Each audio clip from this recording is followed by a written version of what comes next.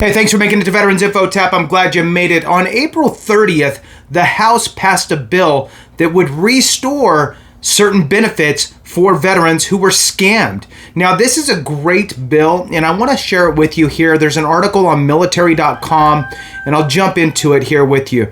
Please hit the thumbs up, subscribe, share with a friend, all that good stuff. I really appreciate it. If you want to support the channel in other ways, you can do that by becoming a member. Go to the homepage. You'll see the highlighted members there and a join button. I do my best to get back to all you members, acknowledge your comments. For those that have been watching the videos for a while, you know that I push out a lot of information because it seems to always be coming. So I try to just stay on top of it, but it's impossible to keep up with all of the comments. So moving on here, the headline is Veterans Scammed Out of GI Bill Benefits Could Get Benefits Restored Under House Passed Bill. Let's see what they say. We'll read through this, see if we can pick out any nuggets as we overturn some rocks here. So, some veterans who were scammed out of their GI Bill benefits by shady educational institutions could have a pathway to getting their payments restored under a bill that passed the House on Tuesday. And that was, I believe, April 30th of 2024.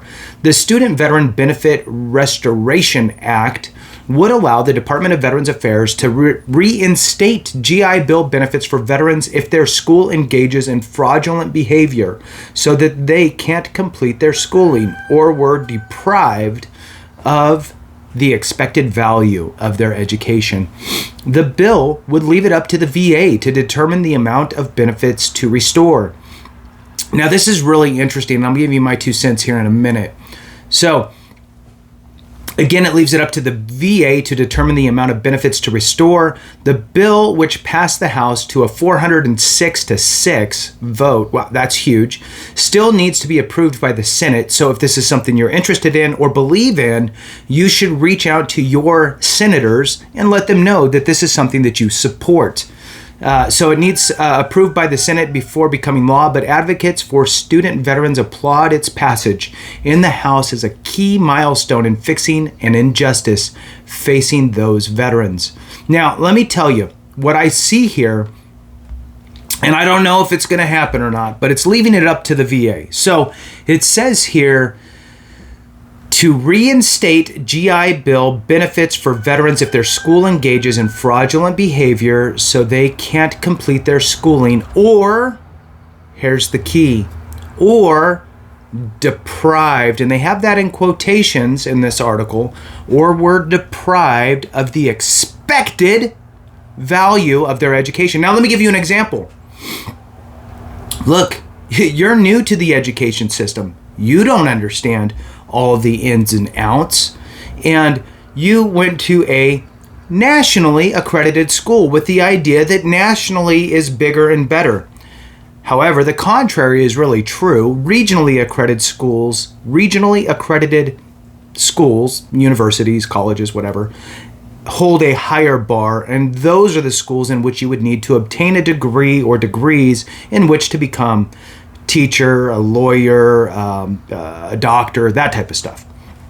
So you go to a nationally accredited school that has master's degrees and even some educational doctorates, right? EDD programs. So you can become an educational doctor in psychology. And you might think to yourself that, this is going to provide me a great footing to become a counselor, for example. And you spend thousands of dollars and go through that full program, and you knock out your bachelor's and your master's, and you get your educational doctorate from a nationally accredited school. You did it. It was easier because you could do it all online or whatever the case is. But by the time you were done with it and you started applying to some jobs, you hit some roadblocks because your school was nationally accredited for the specific job you were trying to obtain. Therefore, in my opinion, you felt deprived of the expected value of your education. Follow me? So, even though you went to school, at that school, and you utilized your GI Bill, now granted, your GI Bill isn't going to pay for the entire progress there, but let's say you used it through that process. And then when you're trying to get your job, it wasn't really in line with the requirements. It had to have been a regionally accredited school, which you weren't aware of. So you felt deprived. In that case, would the VA, since it's up to them to determine, would they reinstate your full 36 months or whatever it is? Potentially. And what else comes with that 36 months, by the way? Oh, housing allowance. So as you're doing this, you'd be able to get your housing allowance again. So pretty interesting kind of way to do this. I'm really interested in this second part, right? So I get the school engages in fraud and fraudulent behavior. Maybe that school shuts down halfway through or 3/4 of the way through. The school shuts down. It's a dump, school, diploma mill, whatever. And the VA finally caught on to it and the school shut down or whatever. I get that. Or if the school didn't even shut down and the VA just determined that the school was junky and they pull it, leaving you with, well, I just got done doing 2.5 years there and now it's all for naught, right? Can I get reinstated? So I see that part. So, but that second part, if you felt deprived of the expected value of your education, and I think there's a lot of spin you can do on that one. All right, so anyway, let's move on in this quotation here. We are pleased that the House of Representatives took an important first step today in providing the Secretary of Veterans Affairs with the authority to restore the GI Bill for student veterans who have been defrauded by unscrupulous schools. William Hubbard, Vice President for Veterans and Military Police at Advocacy Group Veterans Education Success, said in a statement. Under current law, the VA can restore some GI Bill benefits in limited circumstances if a school closes. Okay, there you go. So if a school closes or loses its GI Bill certification while a veteran is going to that institution. So there's a nugget. If you didn't know, now you know, right? That if you went to a school that closes or loses its GI Bill certification, you could potentially get your VA GI Bill benefits restored. Moving on, but there is no legal authority for the VA to restore benefits solely because of fraud. Advocates maintain that the circumstances under which veterans can have their benefits restored are too narrow and that the vast majority of defrauded veterans have no recourse. The administration has also canceled student loan debt for hundreds of thousands of Americans, including many veterans who attended for-profit schools such as Corinthian College, ITT Technical Institute, and Federal Institute that federal authorities found defrauded their students for profit. Colleges have been known to aggressively target veterans for their GI Bill benefits. While advocates for student veterans have hailed the loan forgiveness, they have also pushed to have the GI Bill benefits restored in order to make the swindled veterans whole. Estimates vary widely on how many veterans would benefit from the bill passed by the House on Tuesday. Representative Ramirez, the bill's original sponsor, said thousands of veterans could be helped by the legislation. Access to quality education is one of the promises we have made to our veterans, and we have to deliver, Ramirez said on the House floor Monday night. But Congressional Budget Office estimates published last year pegged the number of veterans whose benefits could be restored under the bill at about 40 annually at an average cost of about $26,000 each. Now, let me throw in here for those that are staying on that you're probably staying on because this is something that you might be able to actually get restored for yourself. Be very aware of where you're spending your money, your GI Bill benefits. You could go to a 4-year college, right? Is that needed for your goal? If it is, then awesome, go for it. But there's other resources out there, other avenues that you can take. The Automotive Dealership Institute is a great example. It's able to accept VA GI Bill, so you'll have that paid for. And it's a quick in and out program that gets you certified to become a finance manager for the automobile industry or anything like that. So RVs, motorcycles, tractors, whatever. Anybody who's getting a loan on something like that, the finance manager that you sit with at the end.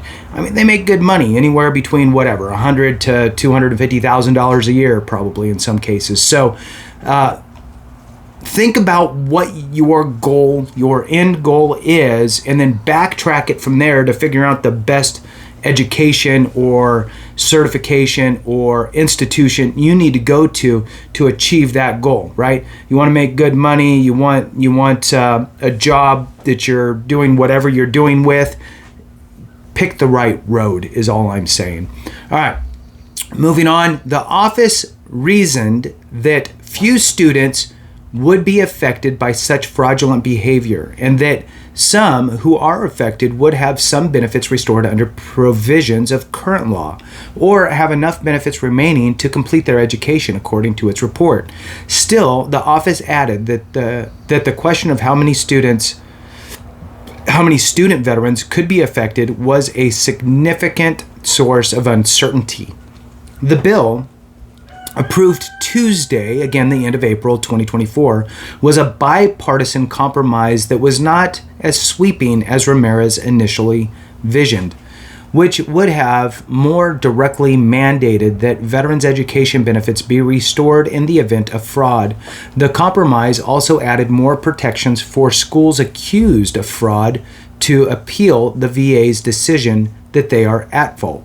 The GI Bill is one of the very best benefits a veteran earns for their service, House Veterans Affairs Committee Chairman Mike Bost said on the House floor Monday night. No veteran should be unable to use their benefits to receive an education because a fraudulent school stole their GI Bill. However, adequate due process that ensures a fair system for both veterans and the school is necessary. While the compromise bill did not go as far as Democrats wanted, both Democrats and Republicans praised the legislation as a rare example of lawmakers still being able to work across the aisle and an important step in helping veterans. All 6 no votes came from the Republican side of the House. Okay, I'm not sure exactly what that. I think it matters more about who, right? Than I don't know. Whatever. Moving on. Advocates also vowed to continue pushing for the full change they originally sought.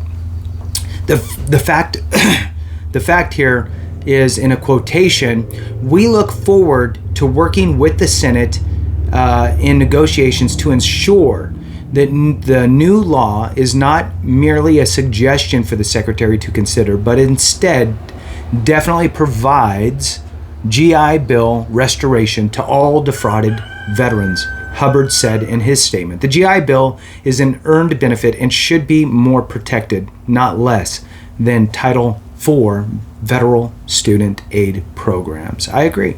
So, again, if this is something that you believe in, you think should happen, and really, I mean, quite frankly, why not, right? Whether it affects you or not, take that out of the equation. Do you think that this is something good for veterans? If you do, reach out to your state, your senators in your state. You got 2 of them.